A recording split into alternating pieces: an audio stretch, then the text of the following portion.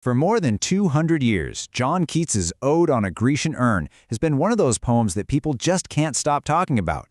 It's this gorgeous, deep dive into art, life, and time, but it wraps up with a puzzle, a real riddle that has had people scratching their heads and arguing ever since it was written.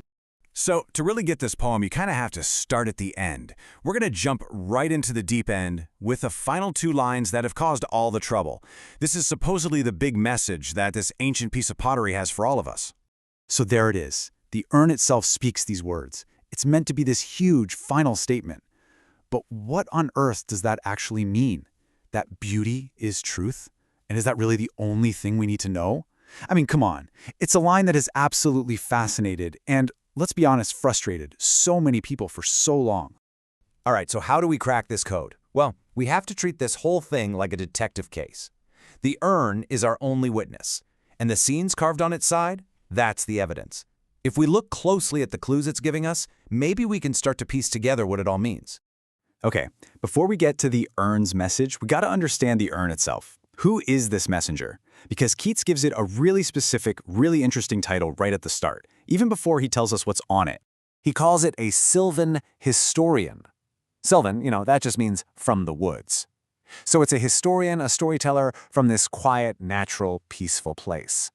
And what's amazing is that Keats, a poet, is suggesting that this silent object can tell a story even more beautifully than his own words ever could. Now, here is a fantastic little twist. The urn? It's not actually real. Seriously, no one has ever found a Greek artifact that perfectly matches the one Keats describes. He essentially created it in his mind, kind of a greatest hits collection of different images he'd seen. So in a way, the urn he's describing is the idea of art itself perfected. So, let's look at our first piece of evidence from this imaginary urn. Scene 1 is just chaotic. It's pure energy. Keats calls it a mad pursuit. You've got men, or maybe even gods, chasing after women. There are musicians playing like crazy. The whole vibe is wild ecstasy. It's passionate, intense, and totally alive. And then you flip the urn over, and the mood does a complete 180. We go from that wild party to something totally different. From all that chaos to this deep calm. This side shows a quiet, orderly, religious procession. It's a scene of ritual, community, and reverence. Total opposites. So what's the deal with these two completely different scenes? Well, the tension between them, and really the tension between the world on the urn and our world, gets us to the heart of the poem. This bittersweet, tricky idea of art's perfection. Keats looks at the musicians frozen on the side of the urn and has this amazing thought. Music we can actually hear is great. It's sweet. But the music we can only imagine, the tunes coming from those silent pipes, well, that's even sweeter. Why? Because it's perfect. It's never going to hit a wrong note in your head. It's music for the spirit, not the ears. And this, right here, is the central conflict. In the world of the urn, everything is perfect and permanent. The lovers are young forever, the trees are always green. But then, Keats puts that right up against our world, the real world, where things get old, passions fade, and time gets us all in the end. And this is the catch. This is the price you pay for that immortality. The lover on the urn will love his beloved forever, and she'll be beautiful forever. But he can never, never kiss her. They're stuck forever in that perfect moment of anticipation, right before the payoff, but they never actually get there. This is what leads Keats to call the urn a cold pastoral. It's a perfect country scene, for sure, but it's cold. It's beautiful, but it's not alive. It's almost like a perfect Instagram feed. It looks stunning, but it doesn't have the warmth, the messiness, the actual feeling of breathing human passion. Okay, so we've looked at all the clues. We've seen the passionate chase, the solemn sacrifice, and we've talked about this bittersweet idea of being perfectly frozen in time.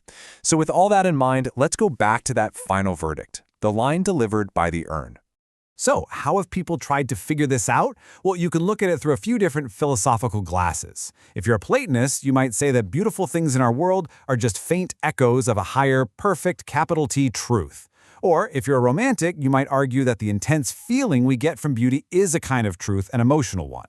Or maybe it's that our best ideals are a mix of both truth and beauty.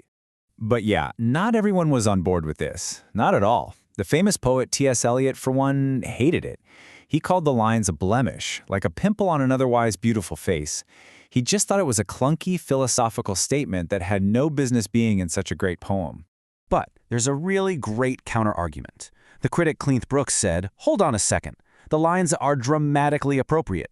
His point was genius. He said you have to remember who is speaking. It's not Keats, it's the urn. And for a timeless, unchanging piece of art, where a beautiful moment is literally frozen forever, well, from that perspective, beauty is truth. It makes perfect sense. So maybe we're not supposed to find one single correct answer. Maybe the real magic of the poem is in the questions it makes us ask ourselves, about art, about life, and what it all means. Keats ends by saying the urn will still be around long after his generation is gone, and that it will be a friend to man. A friend? Why? Because art lasts. It's this timeless thing we can turn to for contemplation and beauty, especially when our own lives are full of suffering and change. And maybe this is the whole point.